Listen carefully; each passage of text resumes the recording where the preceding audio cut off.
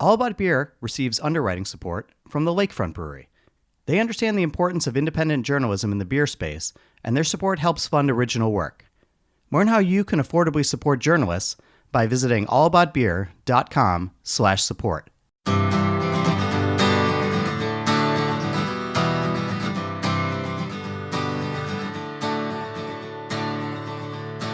Welcome to Drink Beer, Think Beer, the podcast that gets to the bottom of every pint. I'm John Holl. This week, it's a conversation with Betsy Lay of Lady Justice Brewing in Denver.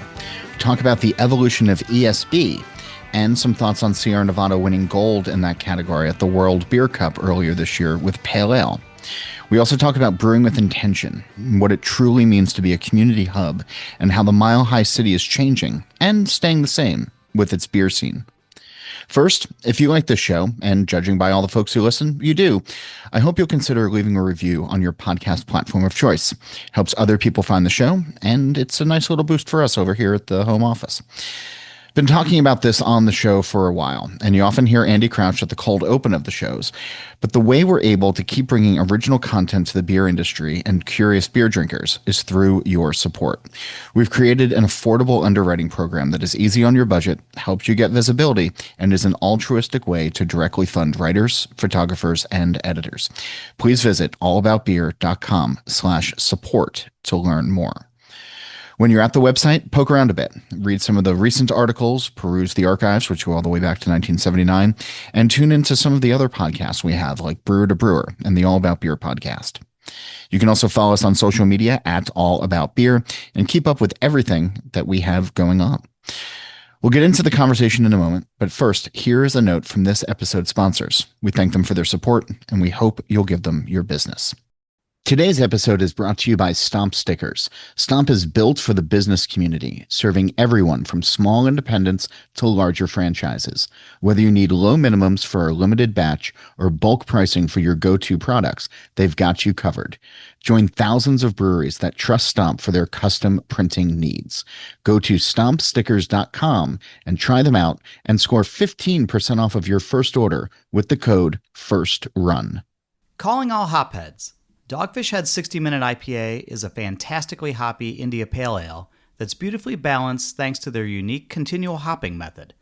Delivering a pungent hop flavor that isn't crushingly bitter, 60 Minute is continually hopped throughout the boil for a full 60 minutes. Starting to see where the name comes from?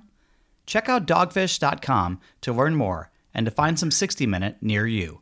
Dogfish Head Craft Brewery, Milton, Delaware. Please drink responsibly. A few weeks ago, I was in Denver for the Great American Beer Festival and wound up at a cool little mixer that was jam-packed with great Colorado breweries.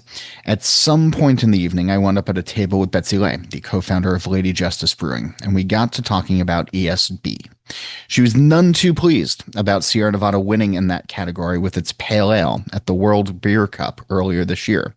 With great admiration for the beer that made Chico famous, she started ticking off the differences between Pale Ale and ESB. She wasn't wrong. And over pints of her own excellently made example of the style, I made a note to have her on the podcast. So here she is, and we'll get into ESB later on in the show. But first we talk about craft beer's PR problem, the importance of community, and how the industry can really focus on where it is and the good that it can do. And we talk about the evolution of Denver, something that is always near and dear to my heart. This is a fun, wide-ranging, and long conversation that I hope will leave you feeling inspired. Here's our conversation. Betsy, thanks for being on the show this week. Lady Justice, right on the front page of the website. Great beer, better world. Yeah. Unpack that for me. Sure. We opened in 2016. Me and my two friends, Jen and Kate, co-founded the brewery. And it came from, we were in the nonprofit world. We were working as AmeriCorps Vistas, which is like you're essentially a professional volunteer with a nonprofit for a couple of years, and you earn the poverty level of the city in which you serve. So when we were Vistas, we were earning 10 grand a year, and we were doing capacity building. Sign me up, but yeah, Yeah. I'm in journalism, so yeah. Yeah, you get it. Yeah, so our thing was to do like capacity building for these nonprofits. So help them build some foundational programming that they could use going forward and also help them fundraise. And this was 2009 to 2011. And so we were in that recession time and funding was gone. Our big donors had to drop or scale back, and then grants were pretty much impossible to get. And so we would go drink beers at a brew pub in town and just talk about how hard our jobs were and how ridiculous it was that we had this really good nonprofit that could very easily fundraise and get a lot of money in the past, and then there's nothing anymore. But we also noticed this brew pub's always full, and we're living on government assistance, right? We used SNAP benefits and food stamps to feed ourselves, but yet we were still scraping together whatever money we could to go out and gather over food and beer. And so this conversation one night at the brew pub was like, wouldn't it be great if our beer money could be funneled back into the nonprofit that we were working with? And that was sort of the spark of the idea of Lady Justice. So the Great Beer, Better World tagline is essentially saying, we're here to make great beer, and then by you being a part of our community and buying our beer, you're helping us give money back into the community. And so that's what we've been doing 10 years. Next year's our 10th anniversary. And we'll probably hit around $80,000 to $82,000 total giving by the end of this year. And my big goal is to hit $100,000 of giving in our 10th anniversary year. So I haven't actually told anybody yet, but that's what I'm going to try to do. So what we do is take portions of profits from our beer sales in different capacities through different giving programs and donate money back into the community. I'm going to ask this, and it's going to sound not sincere, and I don't mean it that way, which is why I'm prefacing it. But like, how hard is that to do? It depends. Like I mean, it's so important. It's so altruistic. It is so everything the world needs right now, and it sounds absolutely exhausting and like Sisyphus just pushing a rock up a hill and never getting there. Yes. So it can feel like that a lot of days, especially right now when we're in this time where money's tight. People are really scared to spend money right now. The government shutdown didn't help with that. And then just sort of these unknowns of tariffs. And then on top of the usual conversations about people drinking less and is craft beer dying, which I don't think it is. But so we've got a little bit of a storytelling problem in craft beer right now. And so it feels hard because finances are down, spending is down, and it's like, okay, how do I justify taking this profit that I could turn and use in the business to maybe go make more money to give more money away versus staying true to our mission? And so at Lady J, like the ethos that I sort of run on is that if we do anything, if there ever comes a time where we need to operate outside of the mission, which is using beer sales to support and empower women, girls, and non-binary people in the state of Colorado, if we find ourselves needing to step outside of that, then I feel like Lady Justice needs to end and I can go start a new project somewhere else.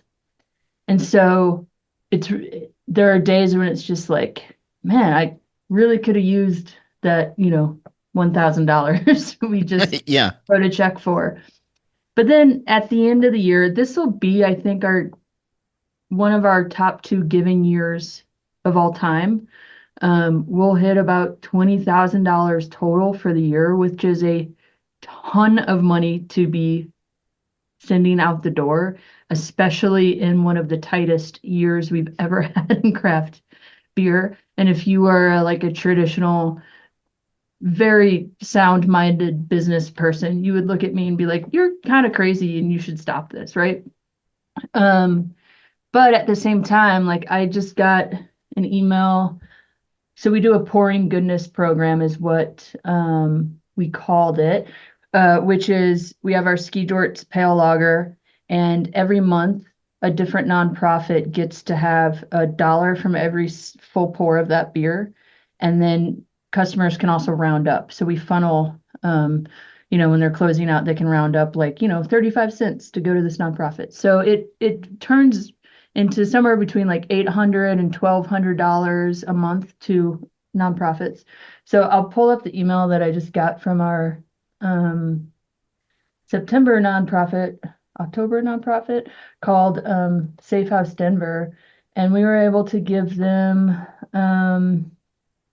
800 and let's see here, $872, and uh, their community engagement person wrote me back and they just said, you know what, that donation equals 8 nights of emergency shelter to a person, which can actually save lives. So you look at something like, okay, in the grand scheme of things, $872 isn't going to close the doors of Lady Justice, but it's actually might save a person's life. So when you look at it like that, it's a no-brainer for us. Like, this is the work that we can do, so let's keep doing it.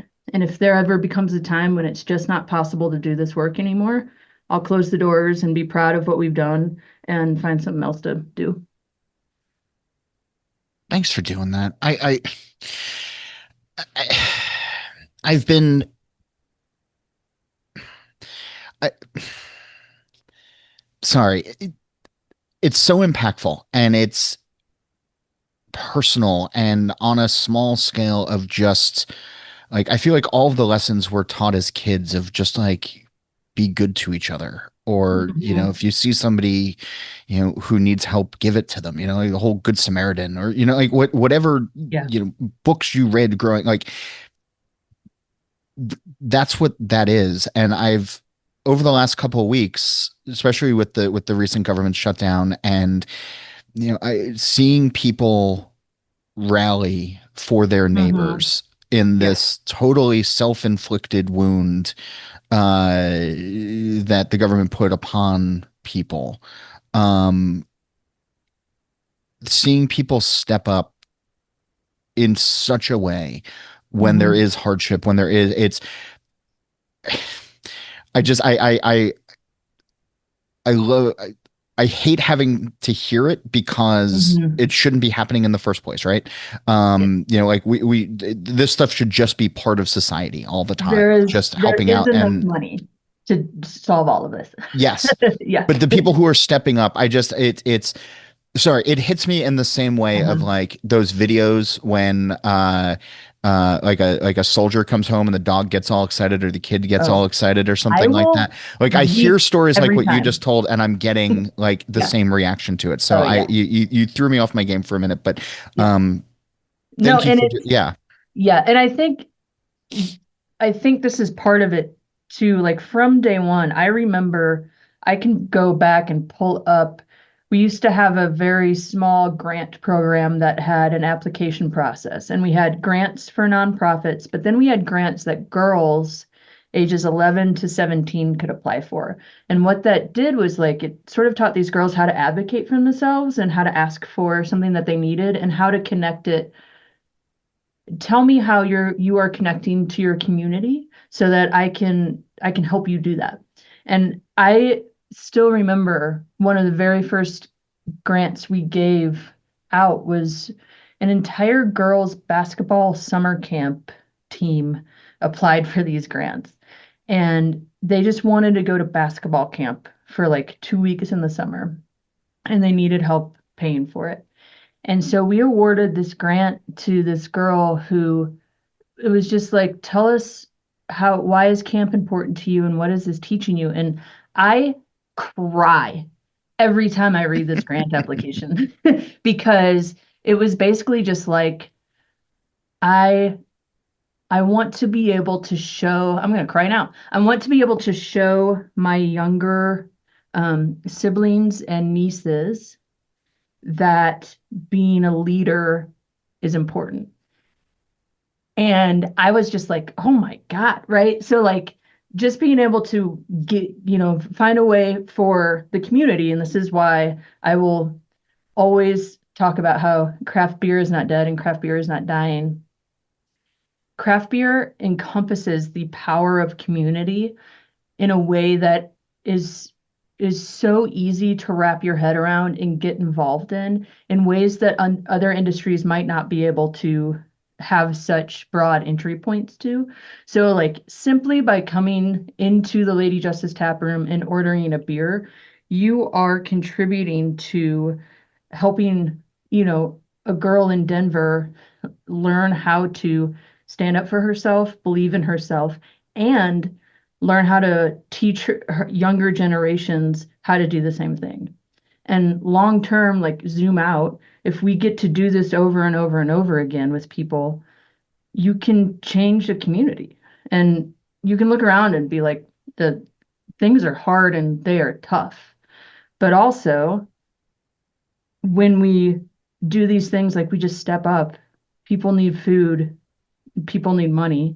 Well, I can give $5 and, I can buy somebody dinner. That's what I can do right now.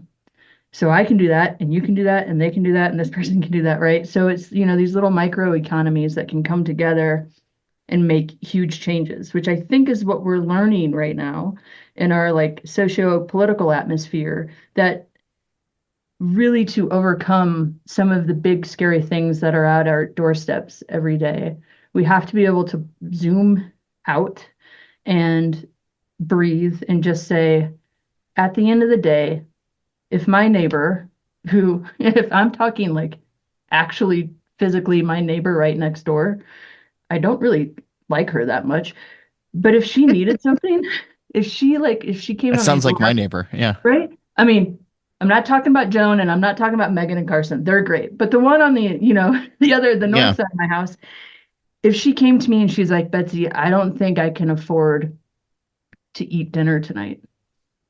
I'm not going to be like, sorry. Oh, you're You a bigger person than I am. I'd be like, oh, it's okay. Just know? go starve. Yeah. So I think things like these programs in the tap rooms where we're able, or like we were able to, we had a longtime regular at Lady J who was just like, hey, I've got an extra little bookshelf in my house. Can I bring it to the tap room and start a community pantry? And it took, you know, probably 15 seconds for them to write that email. In another 15 seconds for Allison to say, yes, of course. And then by the end of that day, it was set up and people were bringing food. And now we've got food on the shelves. Somebody brought in some like boxes of Narcan for people who might need that. Like that's life. Yikes. Yeah. Yeah. That's just sitting on a shelf in a brewery that anybody can come and participate in. And all it was just one person being like, here's what I have. Is there a way to use this in my community? And so I think craft beer has this wonderful history and this one like the part of our DNA in craft beer is to gather with each other and be with each other. And so like that's why I think Lady Justice as a concept still works.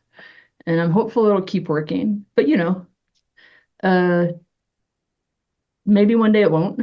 Like I don't like to talk about like that Lady Justice is this like wildly successful brewery that is um uh impervious to the culture around it. Like we're low on cash this year, right? And so, but what do we still have that we can use? What's in our wheelhouse now? What is in our resources that'll just help our communities just be better communities?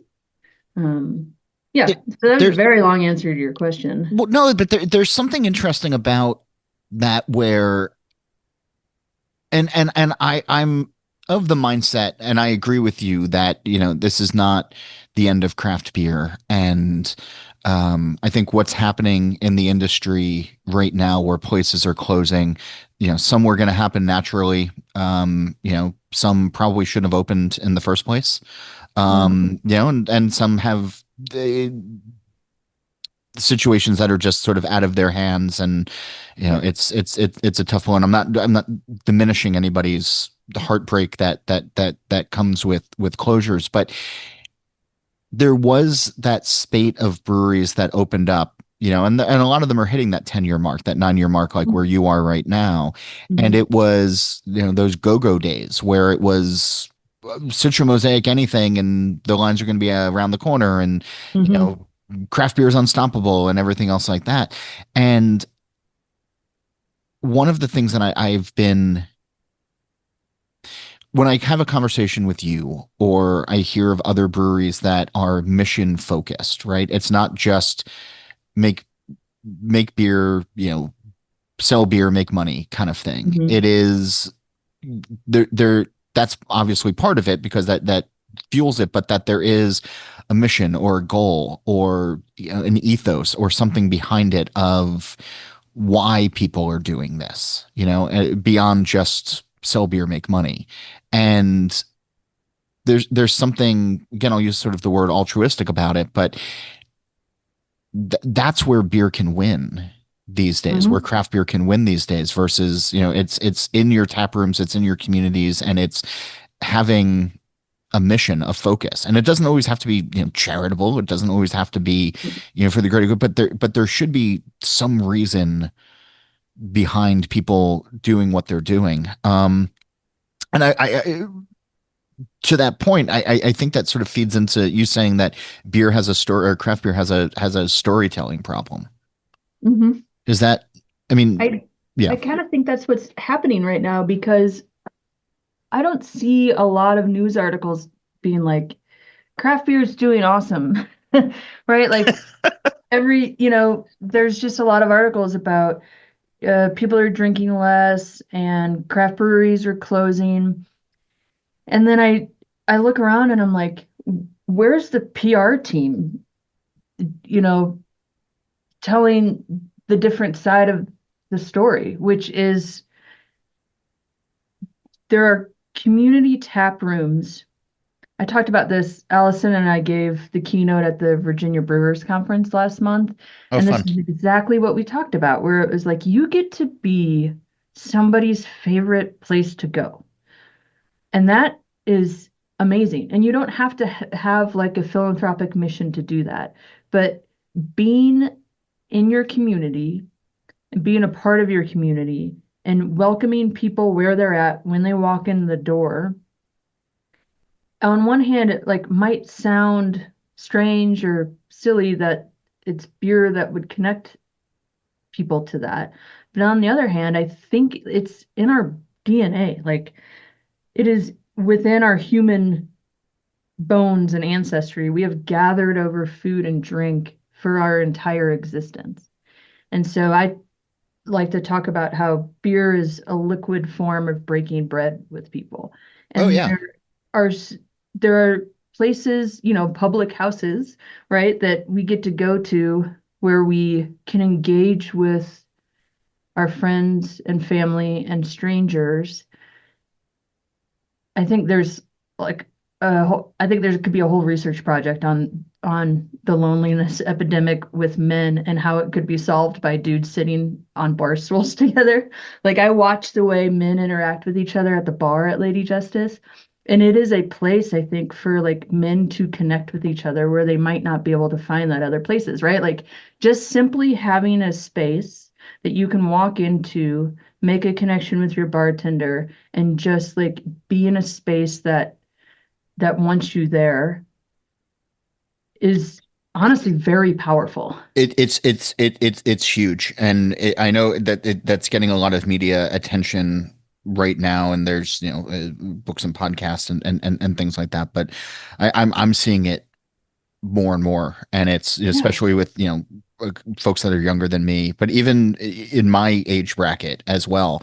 I'm seeing friends retreat to screens and lose that human interaction these days, Yeah. and it's troubling. I mean, I don't want it to happen to anybody, but it's yeah. Yeah. Yeah. And so I think we can tell a different side of the story where yes, like breweries are closing and some, yeah, like you said, maybe some needed to, maybe they didn't need to open in the first place. The market is saturated, but I do think that beer is still a product that people gather over. And how do we harness that and how do we tell stories about our community using that product as a jumping off point? And it, like one of our highest selling items in the tap room is our slushy.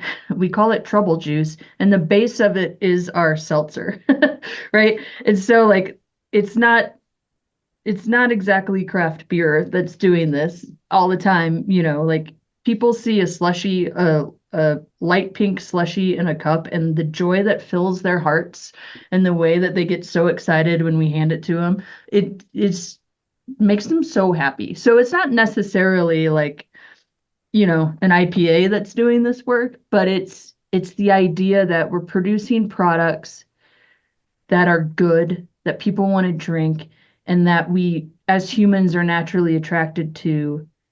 And a big part of how we sustain that is opening up our doors in these community spaces and just saying like, hey, we're a small business. We're employing people, from our communities. We care about what you're doing. We care about the nonprofits. We care about the restaurant next door. We care about the bar down the street. We all want to support each other and be here for each other. So let's do that. And I think there are a lot of really wonderful stories that we could tell. Any bartender, brewery owner, brewer could probably sit down with you for an hour and tell some of like the best, most heartwarming stories you've heard all year, just by talking about what happens in their tap room from day to day. And Yeah. I think those are stories that we're not really telling because the world is heavy right now and we're in it. We are swimming through the mud of so much that is bigger than us right now. And Hmm. so I think it is tough to sometimes focus on the good side of the story. And it's easy to like turn into curmudgeon mode and be like, well, like 10 years ago, I could have, Yeah. there's a brewery on every street and and that's just not where we're at right now. But that doesn't mean we're going away, and it doesn't mean that craft beer is dead. It just means that we've we're maybe more in the flow of community right now and where society is at. And I think it's our job. I think it's my job as a tap room owner, as a brewery owner, to say, okay, well, like, how does Lady Justice connect to that, and how do we be a part of that, and should we still be a part of it? Yeah. Um, yeah. And what's interesting though is and again I got dinged on this recently for saying, that I was happy that some breweries were closing. And I stand by the statement. Because there's a lot of mediocre beer that's being made out there. And there's a lot of folks who just opened up with kind of a shrug of like, yeah, we're just going to make beer. And there wasn't the purpose behind it. Like there wasn't a uh, quest to get better. There wasn't a way to differentiate themselves from others. It was just sort of, like a school of fish, like, hey, we're just joining this because this seems like the fun thing to do right now. And I was told to chase your dreams and all that. And I don't like it when anybody's dream gets dashed. Um, but I do feel like going forward, the breweries that have a purpose or breweries that have intent are going to be the ones that can be successful, even if it's just in their own town, even if it's just in their own neighborhood. Like it doesn't have to be bigger than that. It's like journalism or nonprofits. Like you're not going to get rich on this. Hmm. But you can be fulfilled. And as you're saying, I was thinking about how, like the beers that you make and the idea of getting handed a bright pink slushy where the curmudgeon in me, which is still very strong and very exists, 10 years ago would have been like, oh God. And now, like in the same way, like I see the joy that people get Hmm. from this. And I've been drinking them. And it's like, this is fun and this tastes good. And, Yeah. this isn't vapid. Like there's real skill and thought that went into this. And, why does everything have to be a West Coast IPA or a Pilsner? Like sometimes we can have other fun things. And it's, Hmm. I don't know. Yeah. It's, Yeah, I don't think there's we're in paths any forward. Yeah. position to squash joy right now. And No, yeah, no. so If a pink slushy, you know, it brings joy, then we're gonna keep selling it because it's one of our best sellers, and we make really good beer. So it's not like, oh, their beer sucks, let's just go have a slushy. It's like this thing is so fun for people. So okay, great. If that's where the margins are, like let's dig in, and you know. and like follow it, right? Like I think about you know, and like and you enjoy making it, right? Like and Mhm. you're good at brewing. And I don't know. I was thinking about this conversation that I had with a brewer years ago when they were getting ready to open up, and this brewer just wants like came up as a home brewer, had done some internships and you know working on some stuff, and really just loved Belgian styles, and was Mhm. like, yeah, but like all we're going to be able to make is you know hazy IPAs because that's what people want. And it's like, yeah, but you're not happy doing that. It's like, yeah, but that's what the market, you know, unless I have the Citra Mosaic IPA, like nobody's going to buy my. And it's like, I think about that a lot because it was letting the market at the time dictate and take Mhm. passion away.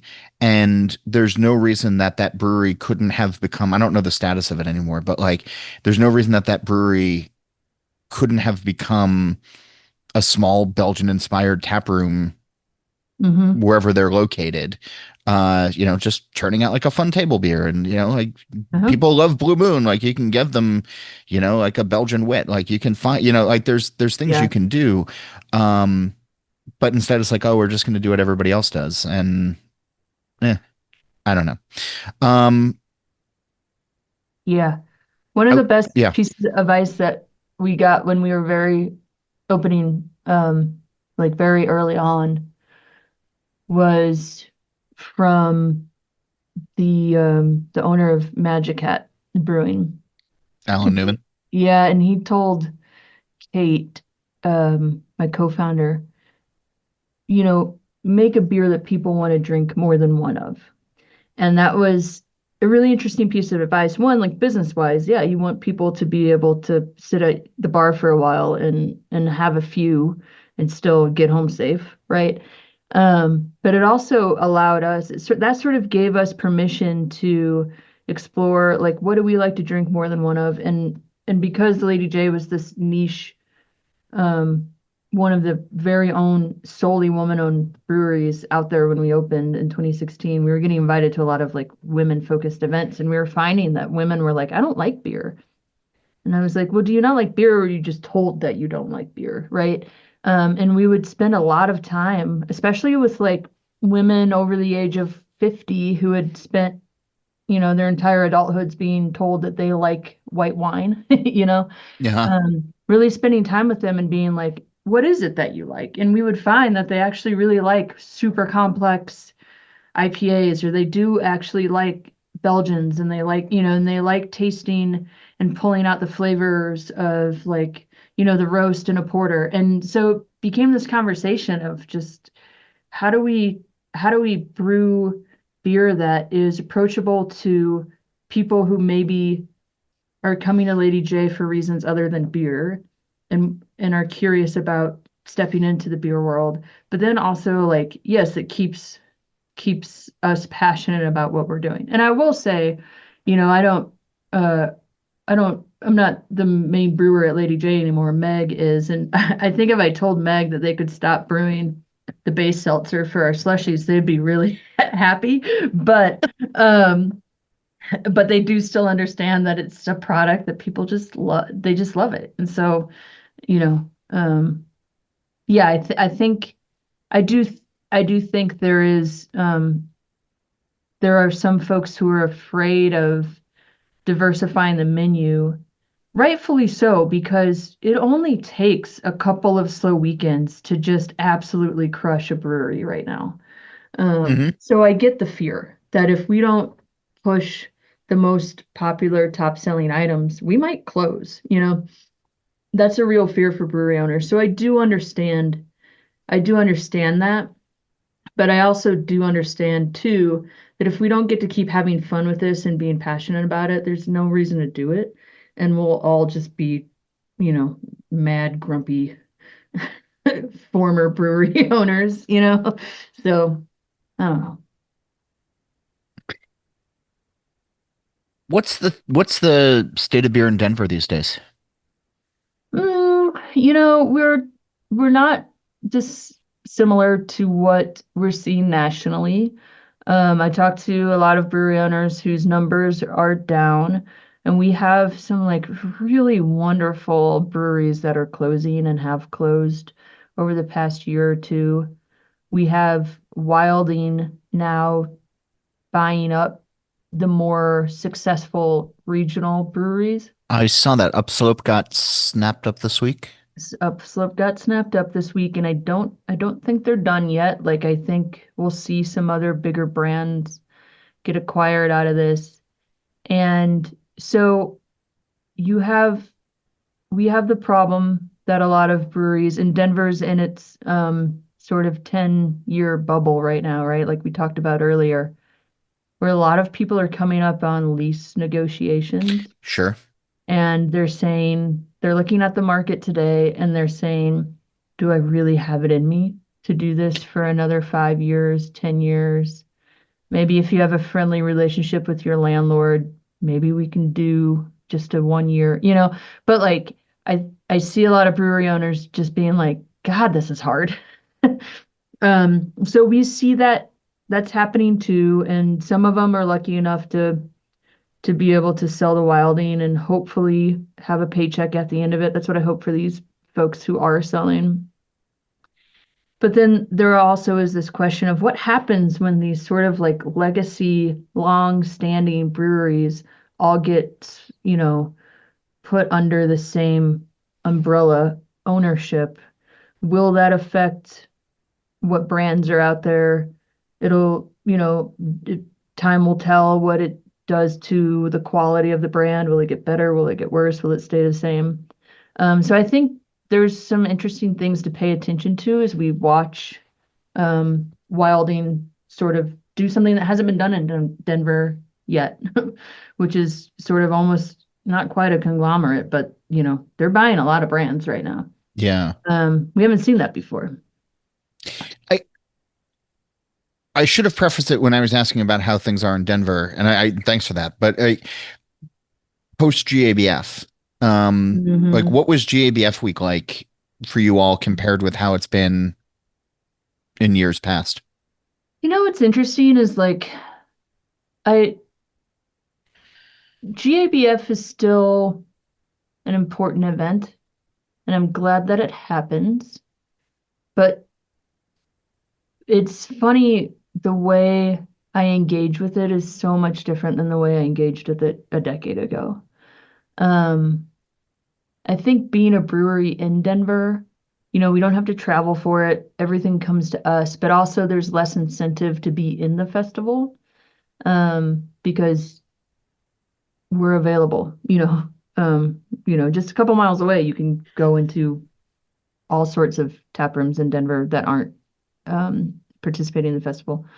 And so coming out of it, it used to be this big event where we would try to plan, pop-up nights around or do big fun things. And this year I was like, I don't know, I'll go and hang out and say hi to people who are in town who I like to see once a year. But I connected to it differently this year.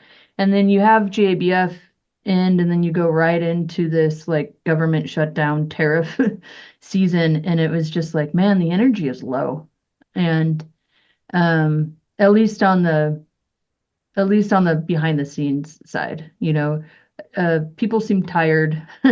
But I will say, like, it also is a great time to get excited about beer styles again, to get excited about, you know, who's taking medals home in Colorado is always fun to see. And there were some like new folks that haven't won yet, and then there was the classic, standbys who are still, like Cannonball Creek is still winning, which is good, Oh yeah.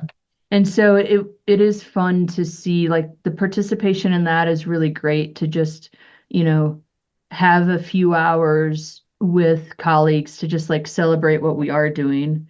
And keeping Colorado on the map of being a place that has really great beer and and it's a good community. I genuinely enjoy most of the people that I work with in the industry here. And so it's a mixed bag right now of um I think we're all doing what we can to make it through this economic hardship. But we also still we believe in what we're doing and we believe in making good beer and um I think we're just trying to, uh see see a shift upward, hopefully, soon-ish. Um and yeah, I don't know. I think it's right now, like we're coming to the end of the year and we've got our like winter pop-up going on right now. So like doing fun things to just like get people in some sort of spirited mood. And then looking forward, into next year of like, what do we want to brew? What releases are we focused on? Like what are people asking for right now, beer wise? And what does the tap room have to say about any of that?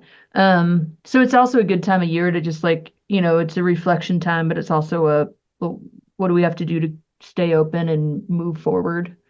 Um, yeah. So you want to get excited about beer styles again. And a couple weeks ago, when I was in Denver, we were at a cool little event downtown, and you and I got to talking about, of all things, ESB. Mm-hmm. And I want to say it started because I probably said something or somebody made a joke about Sierra Nevada winning in the ESB category at World Beer Cup last year for their pale ale. Mm-hmm. And I mean, things have changed in the beer industry since that beer first came out 45 years ago. But it was one of Mm-hmm. those things that got a chuckle. And then you were like, yeah, but like, it's not an ESB. And I have an ESB on draft at this thing. And then I went and had a pint of it. And then I think a couple of more. And then everybody who came over to the table, I kept either going to get pints for or sending them over to get more pints of it because it was delicious. Mm-hmm. And I'm excited about ESB again. And I've always been excited about ESB. The Red Hook ESB was my gateway beer when I first started drinking 20 plus Mm-hmm. years ago. Yeah. It was like one of those things that unlocked something in my brain where it's like, oh, this is interesting. This is fun. So I've always had a soft spot for ESB, and they're few and far to find these days. And now I'm excited about beer styles, particularly ESB. But tell me why you're excited about ESB. Tell me Mm-hmm. how to do ESB right. Yeah. Yeah, that ESB, the Lady Justice Chosen Family ESB, I think is my favorite child. It's the recipe that I have focused on the most, spent the most hours getting right, and tweaking. And it it has won a couple of awards, not at JBF or World Beer Cup, but this is also the time did I did I'm doing the good thing and I went out and I bought a 6-pack of Sierra Nevada Pale Ale because we'll get into it. So I'm gonna open my beer and we're gonna talk Okay. about this because I'm gonna get Okay. fired up. No, so we first made an ESB as one of our membership beers. Like that's how Lady J first opened. We were not big enough to have a tap room. We were production only, and we had a membership only model where people would pick up beer from us monthly. And one of those beers, I think it was like 2018, 2019, was an ESB, and that's when I like first got into them. Um, but I'd always been a fan of English style ales. Some of my earlier recipes were IPAs and browns that were more English style leaning, more English style pales. Which if you're like a purist in the language, right? Like what we're really talking about is English bitters and English pales that have evolved over time to the American side. So it is funny to be sitting here talking about how I brewed an English style IPA. Um, but so we got into it and I just fell in love with this beer and started researching more about it. And so what's special about the Lady Justice ESB, I think, is that like we spent time getting the water profile correct to pay homage to the water profile of Burton-on-Trent, which is the town in England where extra special bitters and bitters in general, like really sort of had their launching pad in England. And you can look at this style of beer that has really been around for, you know, years, uh, hundreds maybe of years. Yeah, And then sure. you look at, you know, Fuller's in the 70s being the ones to, you know, really call it an ESB instead of an extra special bitter, and then watch the trajectory of how we got to where we are today. And Red Hook was one of those it first American ESB on the market, I would assume.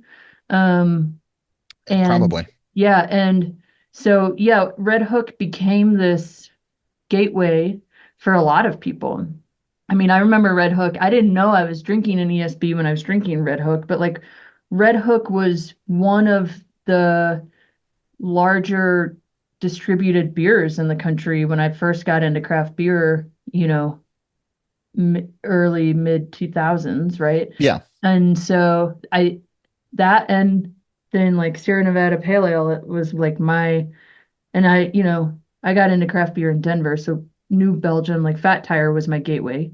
And then I still remember the first time I had a Sierra Nevada Pale Ale. I was at a bar in St. Louis hanging out with some friends. And I was like, what the hell is this? And so, but Cascade. it is Cascade. I know now what it is, but at the time I was like, Oh what? yeah, no, yeah.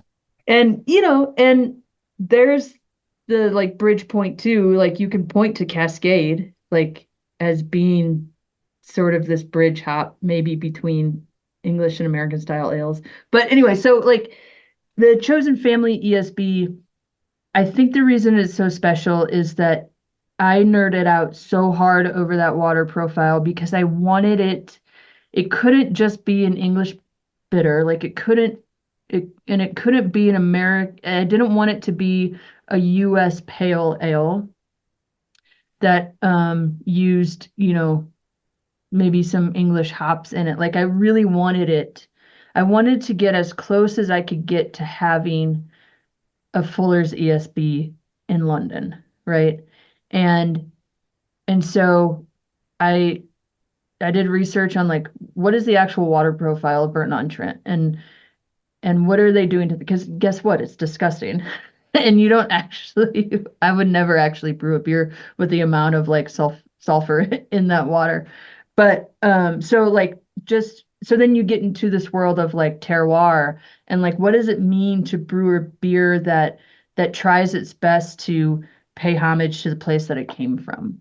And so I don't do that with a lot of our other beers, you know.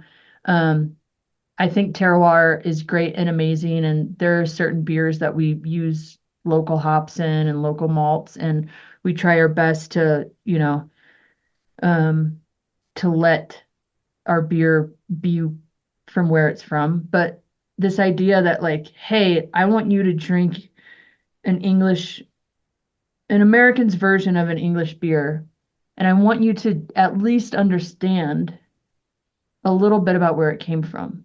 And so we started making this beer, and then all of a sudden, I was in our tap room on Colfax, which we don't have anymore, but it was our first like full brick and mortar tap room that we had, and it was on the way to the airport. And this old British guy came in on his way to the airport. He was like flying back to London, and he was like, I heard you have an ESB on tap. And I was like, what?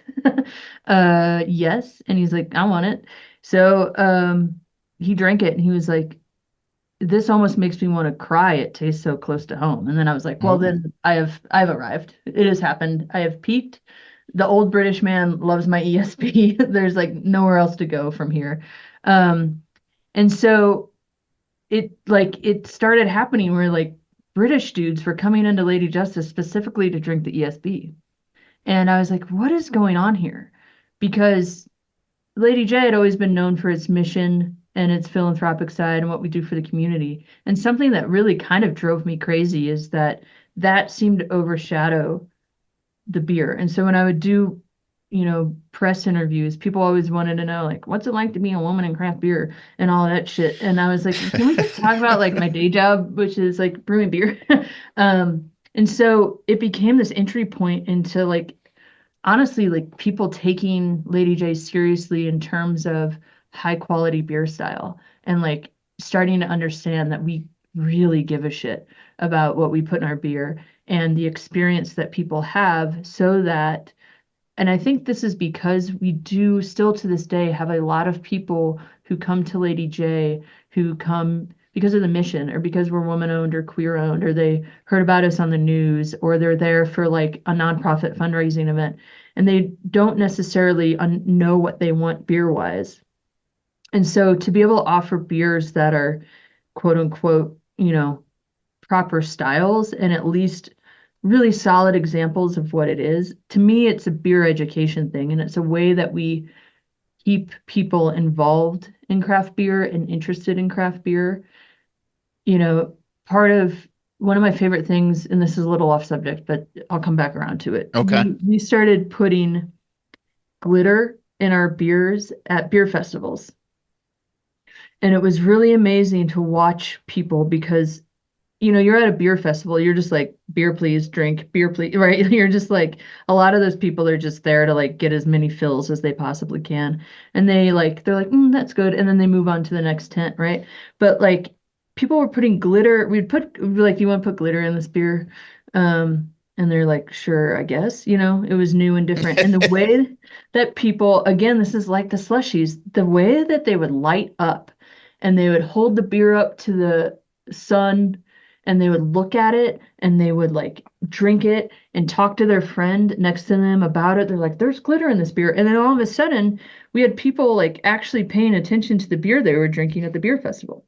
That's And I cool. was like, this is wild, right? And so, this idea that if you can engage people in the style in some way, like if people let me, when they ask about the ESB in the tap room, I'm like, take a seat. You're welcome to ESB 101 with Betsy, and I will nerd out with them for as long as they let me on it. And it is, I think it's a way to keep people hooked on craft beer if they can understand the style that they're drinking. And like maybe there's some history here behind it, or like, wow, like they're really putting in a lot of work back of house to make this a really solid product for me. And then they get to have this little piece of beer history and they get to be like a little bit of a beer nerd, which I think is wonderful. And so the other great thing that Chosen Family has let us do is like get it out in a distribution market. So, one of my proudest moments was when, Whole Foods brought on our ESB and I was like, this is awesome. Like no matter what else I've done in craft beer, like uh, the masses of Whole Foods get to drink ESB, at least in the Denver metro region. But I think there's something about these sort of more specific styles that maybe are quote unquote dying or evolving that I think are really important to our story. Again, like I'm a storytelling person, are important to our story in terms of craft history and where we come from and maybe where we're going to, that beer styles can tell a lot of that story if we just sort of open that up for people to learn about and know about. And so like that's why I love ESB because it's just different enough that you can kind of get people hooked on like, oh, water matters in beer. Yeah, water matters a lot in beer. And if we mess up the ratios of the salts that we're putting in our beer to adjust this water profile, it's going to be fucking disgusting and you're not going to want to drink it. And luckily, we had a batch like that we did. Meg and I messed up the ratios and it was really gross. And I was teaching a class on water profiles in beer like the next week. And I was like, oh my God, we get to let people drink this disgusting beer and understand why the water profile is so important. And so just being able to like point to these things. Oh, hey, did you know like the hops in that hazy pale are grown in Montrose, Colorado? It's from a small farm, husband and wife team owned. and their harvest season only lasts like 2 days. And if we don't, like I think there's a lot of stories we can tell about the ingredients in our beer that don't get to shine very often. And so there are these styles like ESB that really get it to let us tell this story. And then on the flip side of that, you have Sierra Nevada Pale Ale, which tells a completely different side of the story, which is the entire pioneering of a craft beer movement for the last 45 years, right? Um, I think Sierra Nevada Pale Ale is one of the most important beers to exist. And I Hmm. think there's a lot of people owe their careers to Sierra Nevada Pale Ale. And it's the reason why we're sitting here today. I think partially, a big part of it is because you have this beer that I consider to be one of the most perfect beers ever made. And I'll die on that hill. Like Oh, it is, hands, you're not dying on that alone. I yeah, mean, that is, yeah, it's a big hill. Yeah. And it's the third best beer they make. it is, what are the other two? What are your favorites? Let's go. I think Keller Weiss is the best beer that they make, but Mm. it's not readily available anymore because I was It's the a only one draft. buying it. Yeah. But They it's still so have it on good. draft, don't they? They do now and again if you get to the pubs, and then Ruthless Rye IPA Oh, yeah. I love is the rye. second best beer that they I make, and love I'm on a Quixotic goal to get them to put it in 19.2s because You know, good because luck. if you're gonna Yeah. do it, like why not? And I have said this to brewers at that brewery, and they just look at me like I'm insane, and I was like, Do come they on. put do they put anything in night? They don't. Oh Do they yeah, have? Pails in 19.2, Torpedoes in 19.2. Is it really?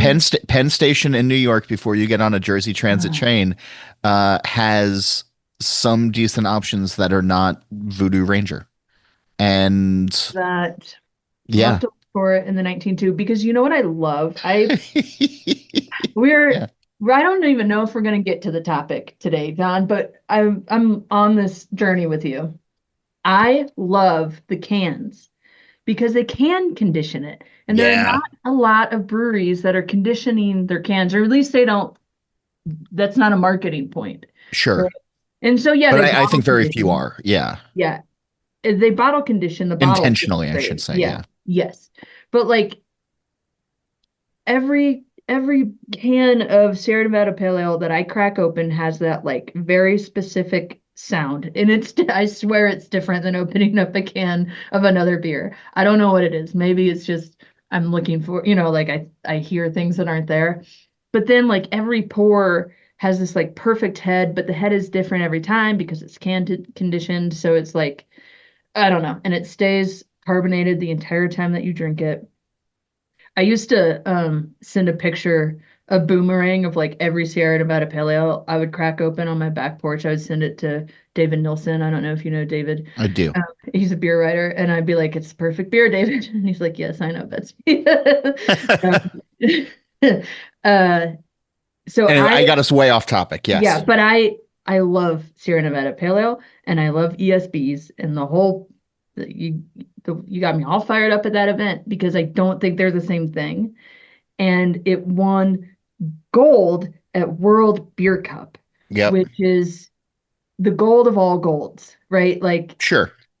uh, and it was like the very first time in my life, uh, sitting there in Indianapolis last year, and I was sitting right behind Sam and Katie from Old 121 Brewing, which is a brewery in the Denver area. We collaborate.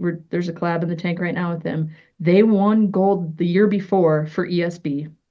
So we have this ESB connection that we nerd out over all the time. And I was sitting behind them at the ceremony when they called Sierra Nevada Pale Ale, and they did the slowest head turn around to me, and we just looked at each other like, what the fuck just happened? And it was the first time I had ever had bad feelings about Sierra Nevada ever. Uh, and I had to work through my emotions on that. I Um, get it. yeah, because I was so surprised. It was not. the thing that I thought, like, I was like, oh, Sam and Katie have got this in the bag, second year in a row, right? Um, and we didn't win. Oh, you're gonna hear my cat Basil is a part of That's okay. every call I do. But anyway, so yeah, it it sparked this really interesting set of conversations around one, beer styles, the evolution of beer styles, two, beer judging and beer competitions, and where does the Yep. responsibility lie? And then three, the side of the brewery to decide how to engage in these beer styles and in these competitions, and like where does the responsibility lie, and should I be such a curmudgeon about this, right? Because we talked like we shouldn't be curmudgeons, we should, let things, we should take the wins and tell the stories where we can, but like this one I'm having a really hard time getting over. I agree with you on, and I think that brewers are putting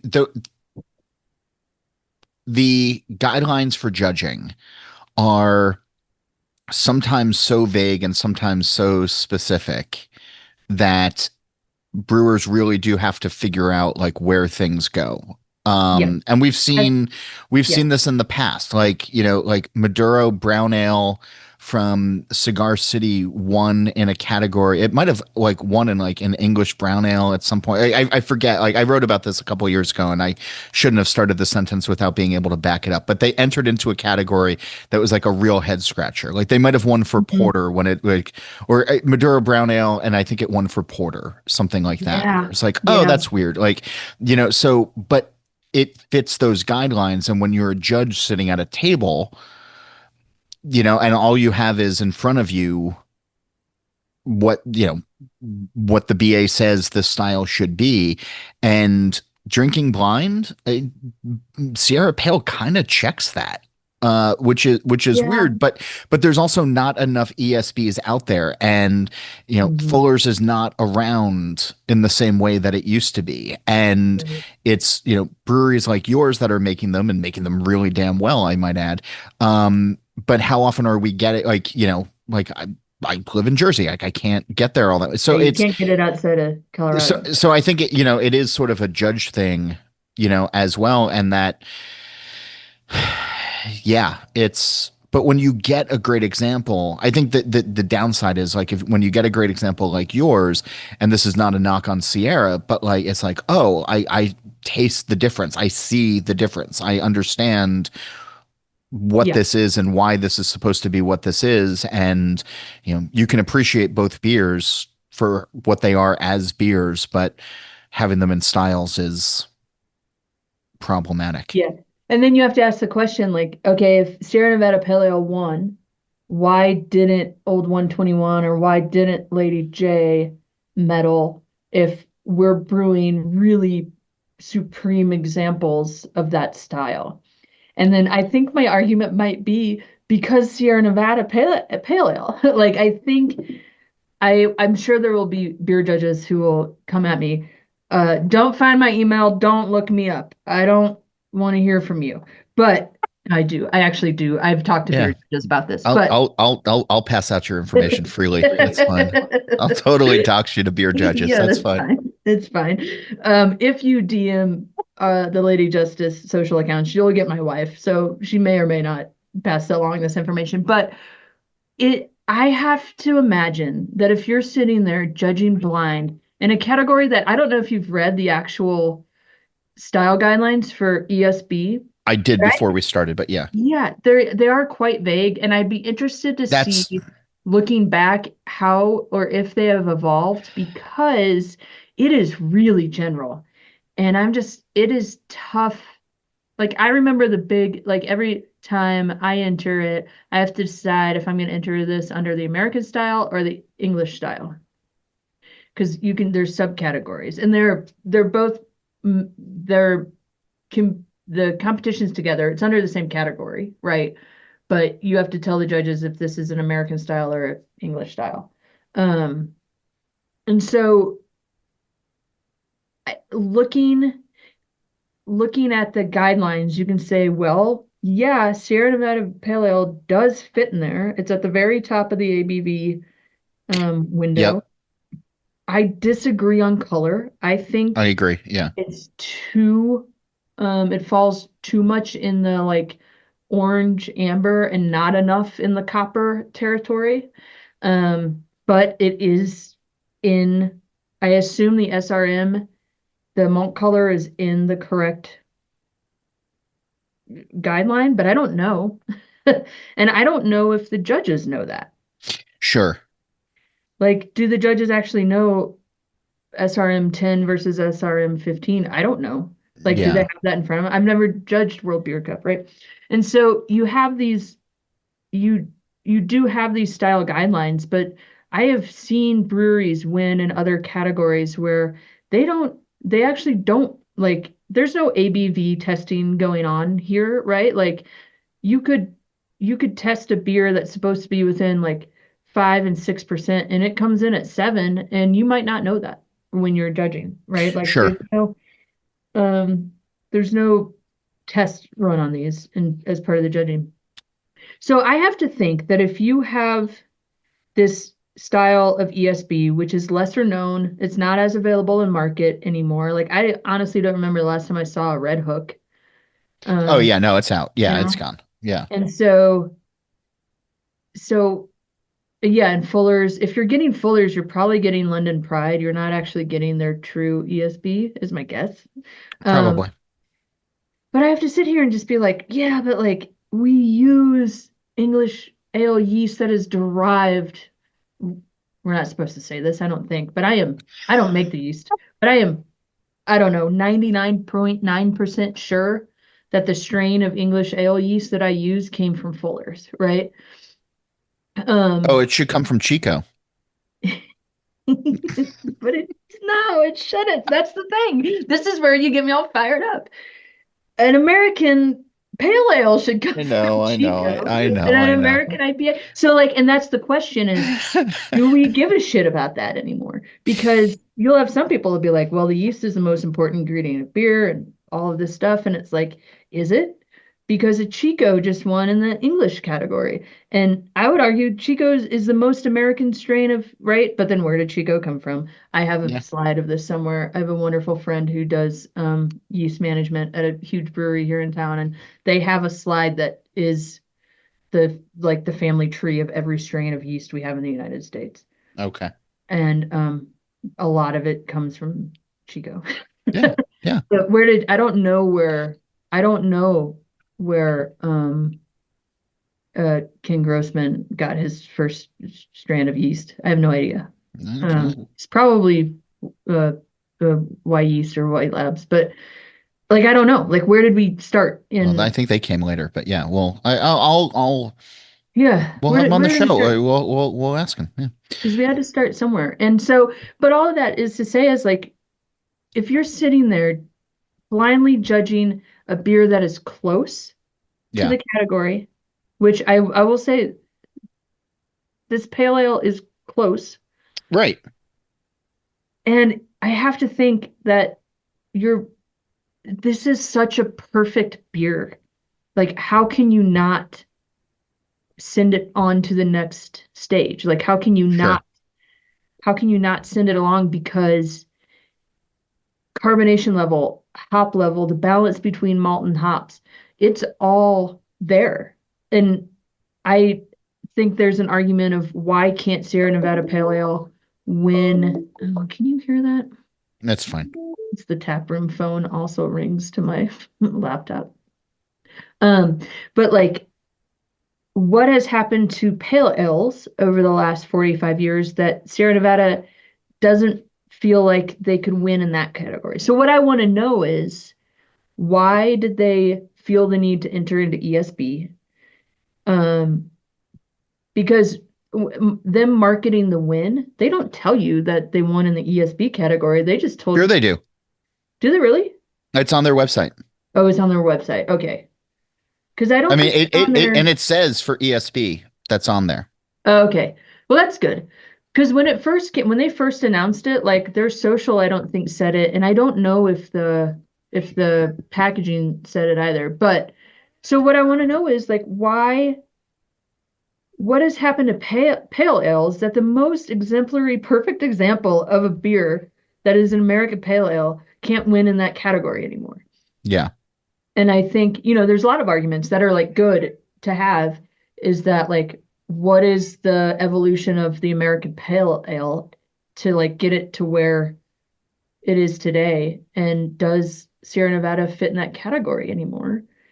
And that's a really interesting. I would love to sit down with the Sierra Nevada team and talk about this. I don't think they know who I am or care. I don't know anybody over there, but like I know a couple of folks. I can introduce you.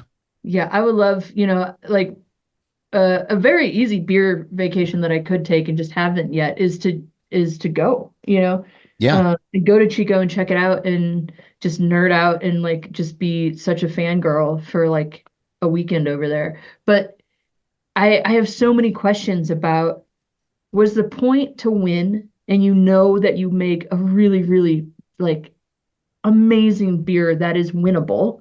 You just had to find the category where it could win. And does that mean that ESBs are American Pale Ales now? Because I hope not, right? Because for those of us who are making ESBs as close as we can get to their, grandmother styles, as close as we can get to like keeping it in a proper style category. Like, what does that say for Lady J's ESB, right? Like, I don't know. And I don't know. You've had both, and I've had both. I don't think they're the same category of beer. I agree with that statement. And I think so, they're both great yeah, beers yeah, and they have their own strong merits, but it is side by side. I'd be like, oh, this is not same cloth or yeah. same intent. Yeah, and so then am I like, well, Betsy, you dummy, your beer didn't win a medal in the ESB category. So like maybe shut up, right? Like there is an argument for that where you just can say like a bunch of beer judges blindly said that this was the best ESB. And then I'm like, do beer judges know what ESB tastes like?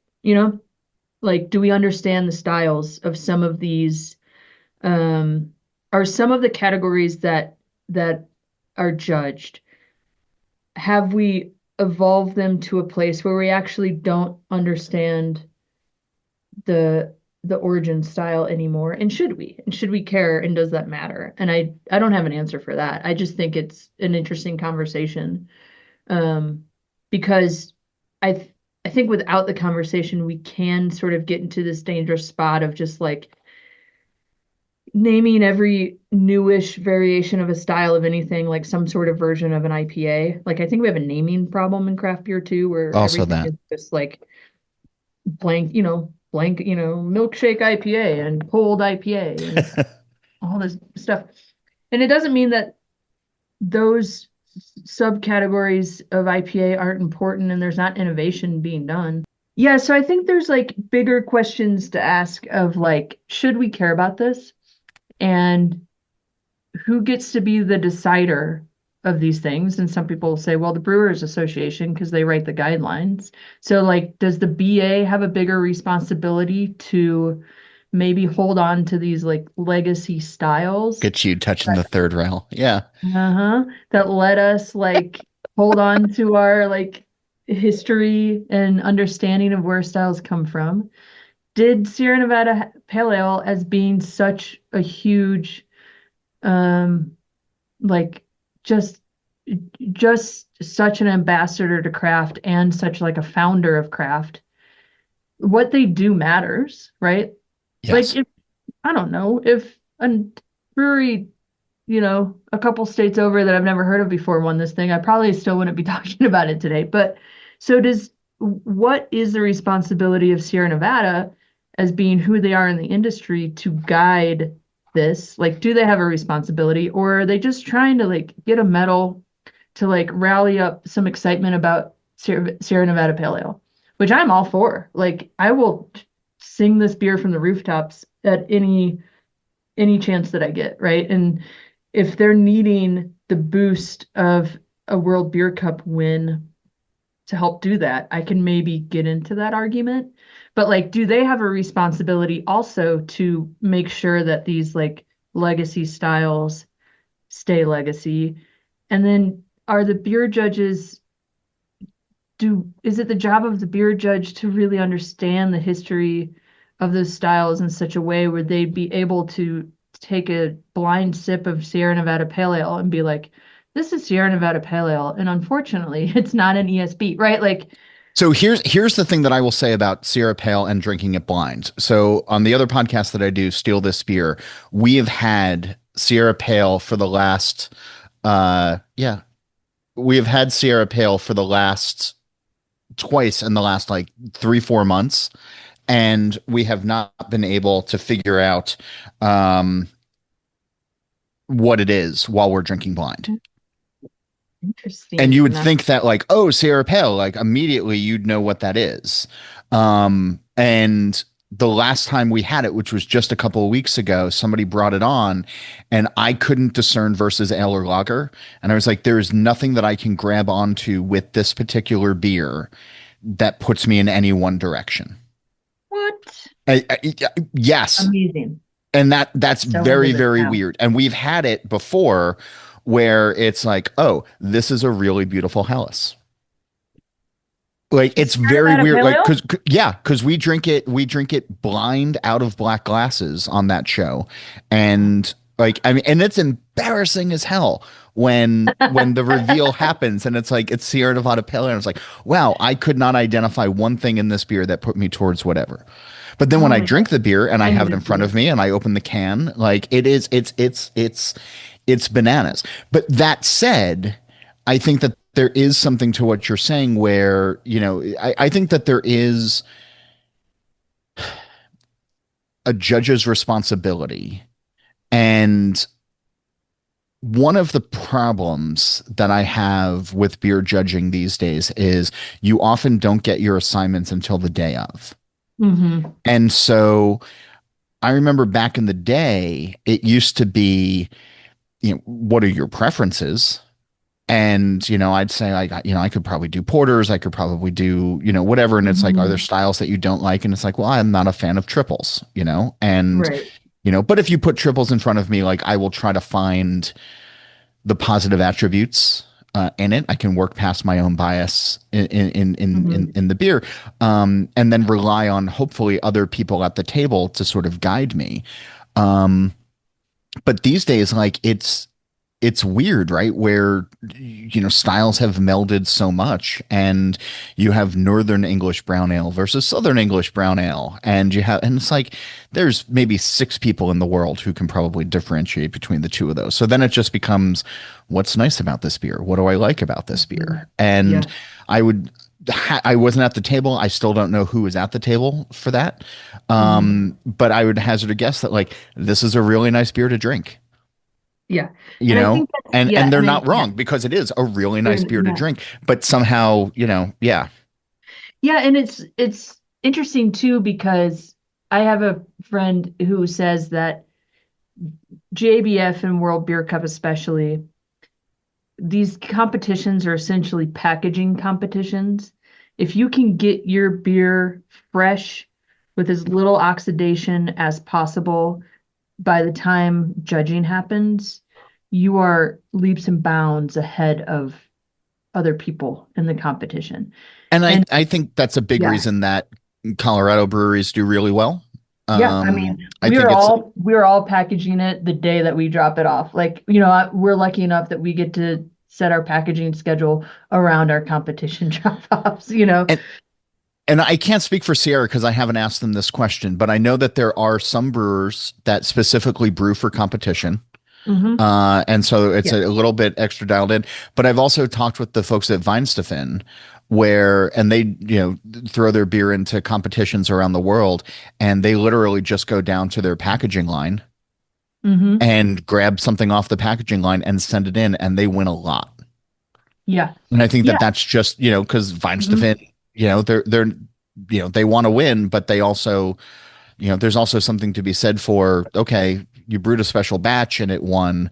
That's not what the consumers are getting. And Weinsteffen is like, yeah, we want to be judged on the beer that consumers Yeah. are drinking. I can understand that. And we don't brew for competition. Sure. But we do, but I know plenty of breweries who do. Oh Um, yeah. and And I'll say like this year, I didn't enter ESB into GABF this year because I was still mad. Maybe I'll As enter your it into protest. maybe I'll enter it in the World Beer Cup this year. But our we entered our Marzen, and we do bottle it, which is special because I love that. bottles handle just they hold up better than cans do, so less oxidation. So they tend to taste better out of a bottle for competition than cans do. So we do bottle it. And I will say the day that I bottled up that Marzen and dropped it off, I knew we were toast because I was having trouble keeping the foam under control that day. It was pretty hot and I couldn't get it dialed in. And I only had like a 2 hour window to finish this. And I knew immediately, I was like, we're not going to make it past the first round. This is going to be oxidized as shit by the time it gets to the judges. And sure enough, when I got the notes back, which this year I am so happy with the Brewers Association and how they have changed the way that judging happens. You actually get and I've been asking for this for years. You get notes. It used to be that you only got notes on the judging from round one, and they were handwritten and hard to understand. And now it's all streamlined on an app, and you get it all the way through. So if your beer makes it to round two or round three, you get to learn why, which is really helpful for, okay, when we enter next year, why didn't we 2 years ago, our ESB got to round two. So now I'll be able to say, like, why didn't we go from round two to round three? Which is really important to understand because at that level, when you go from round two to round three, it's minutia is making Oh the yeah, no, I've sent difference. it on those tables, like Yeah. absolutely. Yeah, and so having that feedback is really helpful. But so I was able to look at the notes this year and it's be like, this is the color is right, the balance in the hot, like this is a really good beer except for it's oxidized. And I was like, God damn it, like I knew immediately. I knew we were toast the moment I dropped it off. And so there is something to say about that too, where when you have breweries that have the resources and the staff to be able to produce a high quality, amazing beer over and over and over again to fit QA standards all the time. And I know that Sierra Nevada pays really close attention to their water table. And I Oh think I heard yeah. somewhere they check their water because of just the way the water is in Chico and their brewery is set up. They have people, they like check it like 6 times a day. They're running numbers on it. That's amazing. So I know like they're putting probably way more time, resources, and money into every pint of pale ale than Lady Justice has for an entire budget for like 5 years. So like I think part of it too is there are breweries who have the resources and the ability to put a competition worthy beer forward just in packaging alone that could get them to the head of their table on judging simply on that, you know. And I'm not saying that this one ESB because it wasn't oxidized and all the others were. Like, I don't know. Again, I wasn't at the table, right? And I don't see those notes. But I am just so curious in where does the responsibility lie? And is there a responsibility? Or should we just, let this just be what it is? And it's just, a beer competition. And does it actually say anything long term about where pale ale is heading and where ESB is heading? And I don't know because it didn't win this year at GABF, and I don't know if they Yeah. entered it this year, I right? don't know if they did either, but And I don't know. I'll have to look up um their pilot project, pilot okay. brewing, North Carolina. Yeah. They have a wonderful, mostly woman brewing team over there and ownership, and they beat us in ESB all the time. Oh, Yeah, and I'll have to look to see if they might have medaled this year. But yeah, so it could have just been a year where everything else at the table was total crap. I might have, yeah. don't think that's true because I No, know some of I'm these pretty sure ESBs. quality comes Yeah, through shining through, yeah. but again, we need There's better information behind understanding on the that. Yeah. category. But I do think it did just open up this conversation of, is there a responsibility for how we treat these these styles that can go one way or the other, to treat them more. Do we need to be purist about some of these styles, or do we care? And I think we should care about British bitters because they are the foundation of so many beers that we have in the United States, right? Like pale ale and IPA, these are the grandchildren of bitters, um, of British bitter beers. And do we care about that? And should we? Like, are we at a point in our industry where we're so far into our own thing that we don't need to understand where we came from anymore? Like, as somebody who, like, I have a master's degree in theology. I will never be able to let go of where we came from, right? Yeah. Like that's such a big part of how we understand culture and society and how we relate to each other and how we understand our place in the world and like things in the world that are bigger or smaller than us. Like we have to pay attention to it.